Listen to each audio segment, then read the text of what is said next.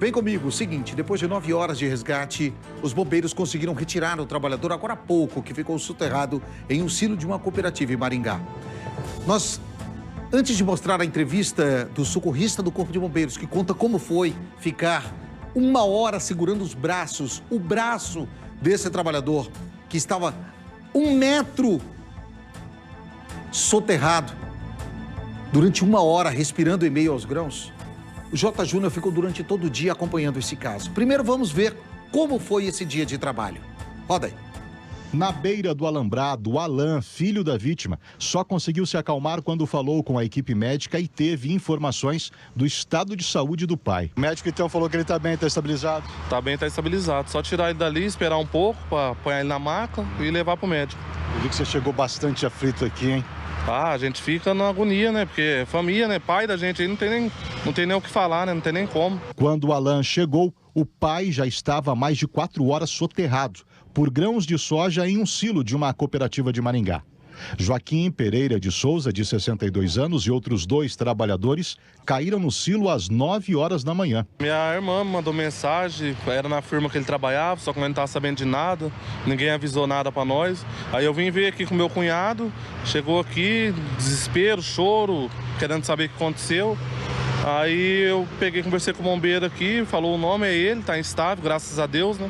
Tem que tirar dali, tirar a ração que tá nas pernas dele ainda e esperar para ver para onde vai. Se Deus quiser, vai dar tudo certo. Familiares de outros funcionários da empresa também chegaram assustados em busca de notícias. O alívio veio com a informação de que os outros socorridos estavam bem. Os bombeiros se dividiram em várias equipes para poder fazer o resgate de seu Joaquim. Foi necessário o uso de equipamentos para estabilizar a vítima. Joaquim Pereira também foi avaliado pela equipe médica do SAMU. Ele precisou ser medicado e passou a respirar com a ajuda de cilindros de oxigênio. A operação de resgate desse trabalhador já chega às 5 horas. A troca de informações e a movimentação dos profissionais envolvidos nesse trabalho é constante. A situação ainda é tensa, preocupante e delicada. Mesmo depois de todo esse tempo, o trabalhador permanece com cerca de 70% do corpo soterrado. No baldinho, tira esses grãos de forma bem devagar, vai tirando o grão e baixando as placas. Até ele conseguir chegar aqui na altura meio da coxa, mais ou menos, talvez ele já consiga se desprender. Ele continua consciente? Está consciente, conversa. Tá... É muito peso, sargento? É, muito peso. E quando o senhor fala que é complexo, porque corre o risco do grão cair de novo? Porque eles estão trabalhando, ele tem 2 paredes de grãos, que estão mais ou menos uns 20 metros de altura nas laterais. Meu Deus. Então a movimentação do grão ali, ele pode acabar tendo outro desmoronamento. E isso corre risco até de vocês, bombeiros. Da equipe inteira. Com o passar do tempo, o cansaço dos envolvidos no resgate era visível. Eles deixavam o silo todos suados. Mais de 80% do graneleiro é de zinco, material que absorve o calor e aquece com facilidade. Calor que ficou ainda mais forte com o avançar da tarde e o aumento da temperatura. Hoje não está tão quente, mas está bem quente. O pessoal está transpirando bastante, desidrata muito. A gente está fazendo o revezamento das equipes, né? Mas assim, é paciência agora, né? É paciência, é trabalho de formiguinha, né, que a gente fala. 7 horas depois do início da operação de resgate, os bombeiros atualizaram que seria necessário algo em torno de mais 2 horas para poder retirar a vítima e encaminhá-lo para atendimento médico. Falta 1 ano para aposentar e me acontece uma coisa dessa aí, mas se Deus quiser vai ficar tudo bem. Olha, eu vou concordar com alguns telespectadores que estão me falando, Nadeiro, o Ministério do Trabalho precisa dar uma checada, porque o número de acidentes envolvendo essas empresas tem sido uma constante. E é necessário, sim. Estávamos falando isso hoje aqui, porque é inadmissível a quantidade de acidentes. Não quero aqui levantar nenhuma possibilidade. Pedir para que pessoas que entendem ou que entendam como funciona ou como é o funcionamento no interior de um silo como esse, para me explicar. Todo mundo sabe que eu não sou da região, não cresci, não convivi com esse tipo de trabalho, então necessito realmente de instrução. Mas uma coisa eu posso ter certeza, deve ter equipamentos de segurança que evitam esse tipo de acidente, ou que evitem esse tipo de acidente. Agora a pergunta que faço é, será que todos esses trabalhadores estavam devidamente equipados, os chamados EPIs, equipamentos de proteção individuais? É essa a pergunta que faço. Fui perguntar para todas as pessoas se o trabalhador é necessário que fique ali dentro, como fica. Aí até me explicaram, em uma das imagens mostram várias cordas penduradas ali, me explicaram para que eram aquelas cordas. O Davi Paludeto estava lá no momento em que esse trabalhador foi retirado, agora, por volta das 18 horas. Ele foi socorrido e nesse momento está dando entrada no hospital. Mas quando chegou lá e acompanhou o resgate, o Davi conversou com as equipes que trabalharam dessa difícil missão. Davi Paludeto.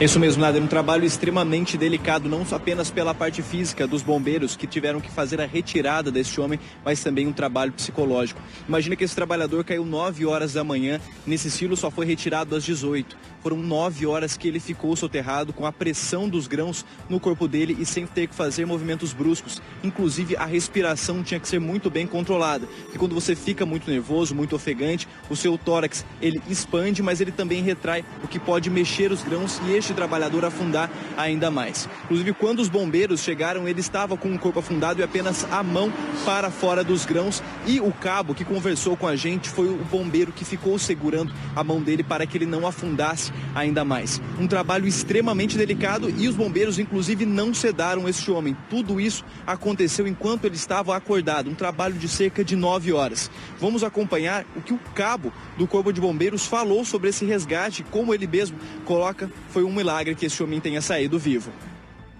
Dava a mão da vítima e ela tinha, para você ter ideia, ela tinha mais de 1 metro de soja para cima da cabeça. E ele ficou respirando por mais de 1 hora sem estar com a cabeça submersa sobre a soja. Milagre de Deus, não tem? O que o senhor pensou nesse momento? Deus, cara. Deus, só Deus para fazer isso. Foi um milagre. Para ele respirar tanto tempo sem uma máscara, com a soja totalmente comprimindo o corpo, como é que tinha expansão do pulmão, como é que ele respirava, entendeu? Cabo, na verdade, se o senhor não está ali para segurar a mão dele, ele teria morrido embaixo dos grãos, né? É que a gente já tinha um pessoal da empresa que estava ali, já localizou onde que ele estava. Eu já consegui pegar a mão dele, depois a gente foi fazendo essas manobras que são bem demoradas, né? De você tirar o grão com uma mangueira de sucção, você descer a estrutura para não colabar, para não ter mais deslizamentos dos grãos na vítima, para não comprimir mais a vítima. É um trabalho bem demorado mesmo.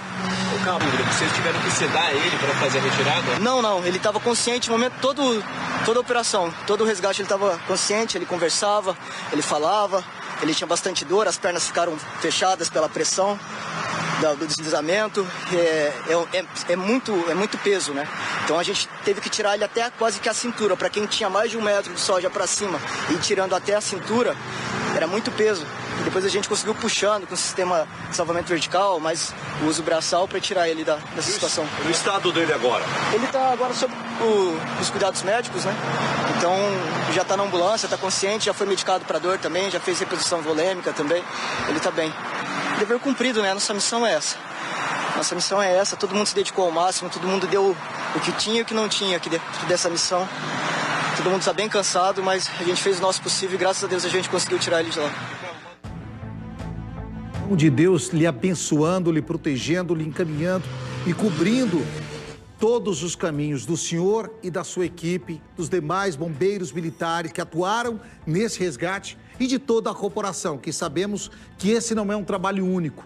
O senhor estava ali, segurando a mão desse trabalhador, ele 1 metro soterrado, como o senhor mesmo fez questão de falar, tendo dificuldade para respirar, porque os pulmões, eles não dilatam, e a cada movimento brusco, a soja vai comprimindo ainda mais o corpo desse trabalhador.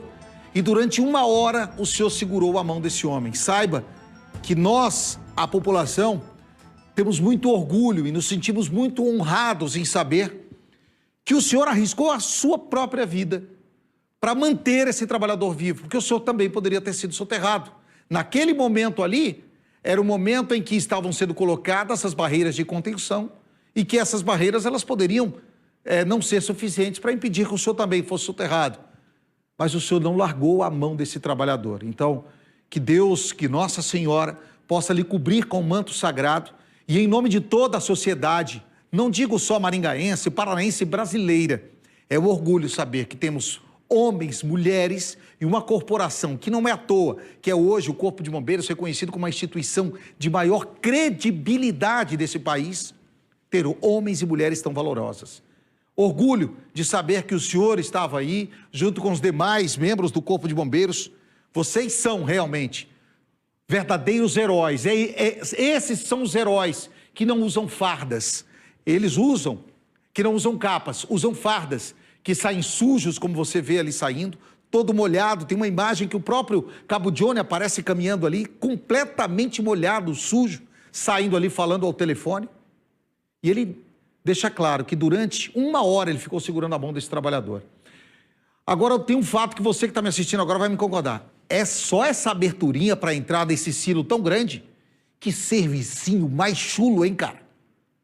Eu falo para vocês e repito, eu não sou dessa área, não entendo, não sei como funciona, mas uma coisa eu posso garantir a você, é nítido, é notório que é necessário ter uma abertura num teto desse tamanho, com condições de colocar, por exemplo, um guindaste ali, se precisar de uma rampa para se puxar alguém, porque é só aquela portinhola que existe?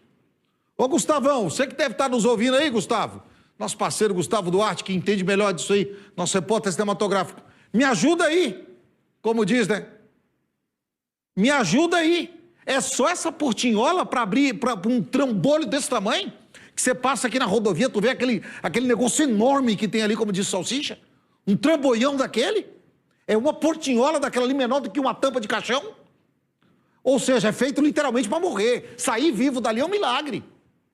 Cara, uma escada do Corpo de Bombeiros, que é aquela escada bagiro que pode ajudar na locomoção, ela não pode ser usada ali porque é uma portinhola. Olha a dificuldade, olha a escada que é colocada ali, a dificuldade de se entrar com o material. Não, eu não acredito. Agora, outra coisa, hein? O que o Ministério do Trabalho está fazendo que não está fiscalizando essas empresas? Não vamos aqui ser demagogo e dizer, mas será que estava usando? Será que não? Tem que fiscalizar. Foi um milagre de Deus não estarmos hoje registrando uma tragédia. O Ministério do Trabalho tem que agir, tem que fiscalizar, tem que cobrar, não só os equipamentos de proteção individual, mas também condições de resgate. Porque essa portinhola ali, eu vou te dizer, viu? Rapaz do céu! Eu vou até perguntar, eu sei que tem muita gente aqui que tem parente, que é ligado à cooperativa, para explicar para a gente, tentar mostrar isso aí. Rapaz, que absurdo isso, viu?